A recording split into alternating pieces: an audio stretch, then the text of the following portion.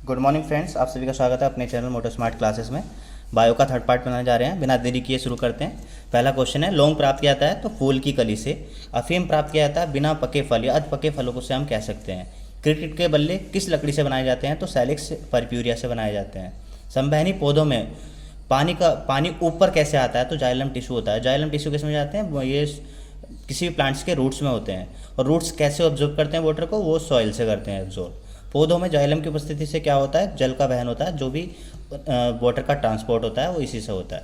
पौधों में फ्लोएम मुख्यतः उत्तरदायी होते हैं आहार वहन के लिए। पेड़ की वर्षों आयु को कैसे पता लगाया जाता है तो पेड़ों की छल्लों की संख्या द्वारा। जनरली मैंने ये बना रखा है, कोई भी पेड़ है जब उसको काटते हैं तो उसमें छल्ले होते हैं, इन्हें एनुलर रिंग्स बोला जाता है। इनको काउंट करके हम किसी की भी आयु बता सकते हैं, एज बता सकते हैं। वाणिज्य मूल वाला कार प्राप्त होता है सीट्रस देवदार। देवदार कहाँ मिलते हैं, जनरली हिली एरिया में मिलते हैं। पत्तों का हरा रंग किसके कारण होता है, क्लोरोफिल के कारण। और जो क्लोरोफिल किसको मतलब इसको बनने में कौन सा तत्व सहायक होता है तो मैग्नीशियम होता है। मैग्नीशियम को Mg लिखते हैं, ठीक है। हरे रंग का पदार्थ जो पौधों में प्रकाश संश्लेषण करता है वह है क्लोरोफिल। जनरली जो हरा रंग होता है पत्तियों में वो किसके कारण होता है, क्लोरोफिल।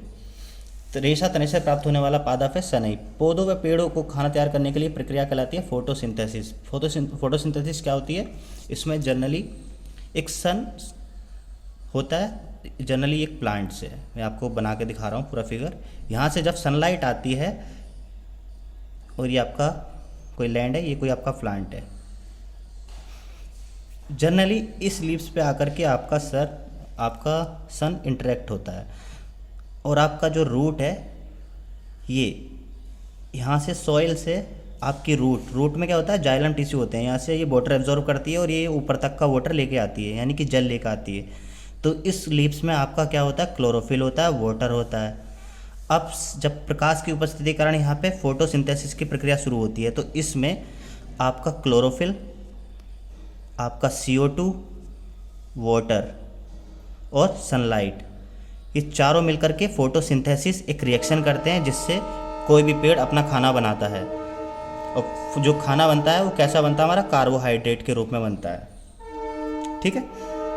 अब जनरली हम आगे क्वेश्चन करते हैं, तो आगे जैसा आएगा बताता रहूँगा। सौर ऊर्जा का अधिकतम यौगीकरण होता है हरे पौधे में।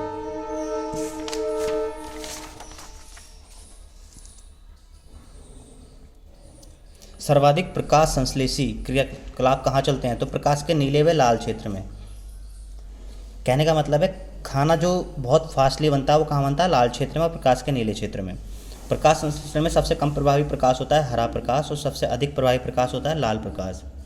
प्रकाश संश्लेषण होता है क्लोरोप्लास्ट में। प्रकाश संश्लेषण का अंतिम उत्पाद है कार्बोहाइड्रेट। प्रकाश संश्लेषण के आवश्यक गैस है CO2।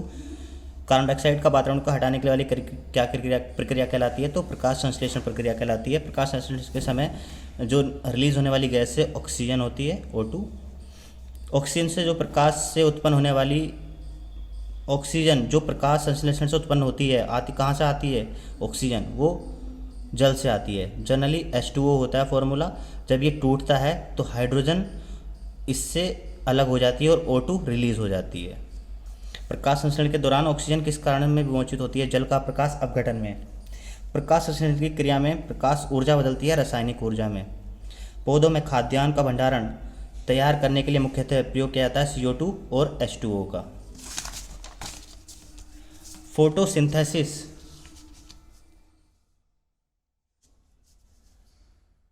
फोटोसिंथेसिस के किस स्तर पर ग्लूकोज का निर्माण किया था तो केल्विन साइकिल के द्वारा। कौन सा ऑर्गेनिकल पौधों में CO2 H2O एनर्जी में पाइरूवेट के व्यवधान को पोषित करता है तो माइटोकॉन्ड्रिया। इसे क्या कहते हैं, प्लांट्स का पावर हाउस। यह एनर्जी ATP के रूप में संग्रहित होती है। ऊर्जा प्रकाश प्रतिक्रिया से अंधाकार प्रतिक्रिया में स्थानांतरित होती है ATP द्वारा। पौधों की पत्तियों से पानी के बाष्पीकरण को कहते हैं ट्रांसपीरेशन। जनरली हम इवापोरेशन पढ़ते हैं, ये ट्रांसपीरेशन क्या होता है तो मैं आपको बता दूं।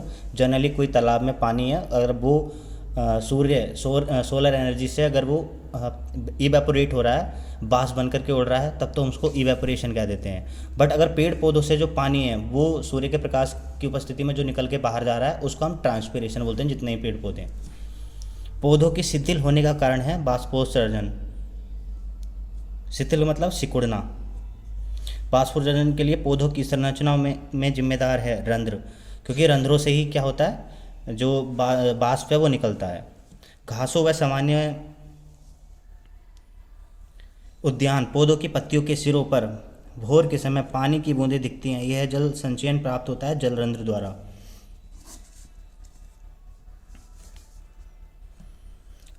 अवायवीय श्वसन कहा जाता है ऑक्सीजन के बिना श्वसन। पौधों के लिए प्राथमिक पोषक तत्वों के रूप में ज्ञात तत्व हैं नाइट्रोजन, फास्फोरस, पोटेशियम। पौधों के विकास के लिए आवश्यक नहीं है सोडियम। जिस रूप में पौधे नाइट्रोजन प्राप्त करते हैं वह है नाइट्रेट, NO3।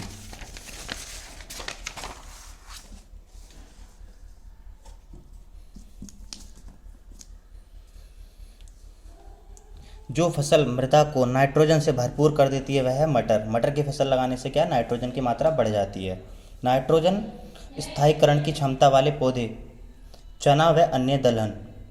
चना और दालें लगाए जाएं तो नाइट्रोजन की जो क्षमता है वो स्थायी कर देते हैं उसका। अब ये है नेक्स्ट क्वेश्चन, ऑक्सेनोमीटर का प्रयोग करते हैं वृद्धि दर नापने के लिए। पादप हार्मोन क्या कौन कौन से होते हैं तो साइटोकाइनिन और एथिलीन और जिब्रेलिन और ऑक्सिन।